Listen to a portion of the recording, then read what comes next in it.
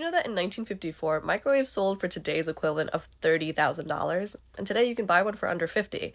This is largely the result of a phenomenon called mass production. In the 50s, microwaves were a new invention and were painstakingly produced.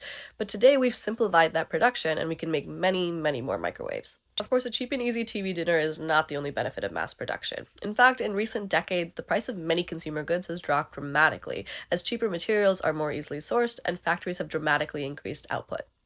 But it's definitely not all roses. Mass production has contributed to the growing garbage crisis, which has caused a lot of environmental harm. And recent supply chain issues can really throw mass production out of whack. So while microwaves might be cheaper, remember that we're paying for it in other ways.